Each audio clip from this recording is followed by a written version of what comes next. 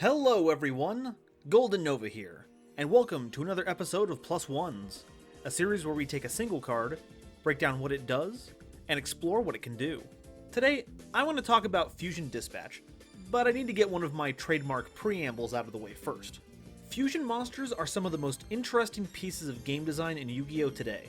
Because R&D doesn't retire any of the monster card types as the game progresses, it acts as kind of a fossil record that shows the interesting journey of how summoning extra deck monsters has gotten more lenient over time. We start with fusions, scrambling to assemble specific material and a fusion spell, resulting in a -2 without much payoff.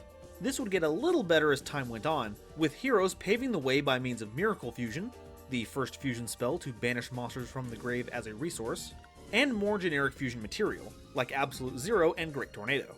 But as the game progressed, extra deck summoning became easier and easier. Synchros just needed a tuner and an appropriately leveled partner, Xyz monsters just needed 2 matching levels, and Link monsters, well, they just let you smush together any monsters you wanted and it was fair game. So that left Fusion in a rough spot. How do you get people to play inefficient monsters when you have all these other options? Well, we got our answers one way or another during the Duelist Alliance years. Shadal's made the revelation that if you could just use material from your deck, and if those materials gave you extra effects, you'd solve a lot of the resource problems inherent in the mechanic. But those innovations came at a steep price. Because Shadals were so good at their job, Construct had to be banned.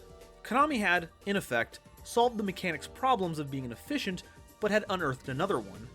They had to be sure not to overshoot the obstacles, because it didn't take much extra power to overshadow the rest of the format. And so, future card design had to be toned down to make sure they didn't break the mechanic all over again, which ended up giving us generic support like Fusion Reserve, and Fusion Conscription, and Fusion Tag.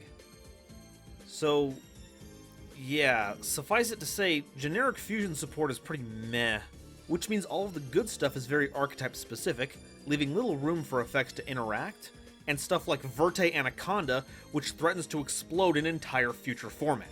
But perhaps Fusion Dispatch will be a step in the right direction. This spell has you revealing one fusion monster in your extra deck, and if you do, special summon one of the fusion materials whose name is specifically listed on that card from your hand or deck. You can only activate one Fusion Dispatch per turn, and you can't special summon monsters from the extra deck the turn you activate this card, except fusion monsters. Very important wording there. A lot of modern restrictions have the more lenient "for the rest of the turn" clause, but not Dispatch. If any of your plays involve any other kind of monster, you should sit this one out.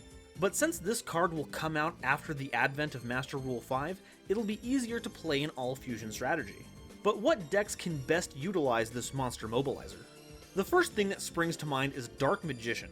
They just got a sweet new fusion monster, and if you don't want to spend the roughly $300 on a playset of Magician Souls, this is a serviceable substitute for fielding the Master of Magicians. This does lock out the Xyz portion of your deck, but honestly, your best extra deck monsters were fusions anyway. Amazonas can also utilize this pretty well. It doesn't negate the effects of the summoned monster, or give it any kind of debuff for that matter, so it retains its ability to gift your Amazonian aggressors its signature Battle Destruction immunity, all while giving you easier access to Empress. Blue Eyes White Dragon is pretty tempting. Throwing 3000 attack on board is nothing to sneeze at, but giving up Xyz and Synchro plays will likely be too prohibitive for most players. Though, if you're playing a Chaos Max variant, you might be more interested in the extra damage than utilizing anything from the extra deck. Elemental Hero Neos is always a fun pick. It's exclusively tied to fusion monsters, and if you already have him on the field ready for contact fusing, Dispatch can pivot to any of your other Neospacians to finish things up. Remember, Dispatch doesn't limit you to fusion summoning, just to summoning fusion monsters from your extra deck.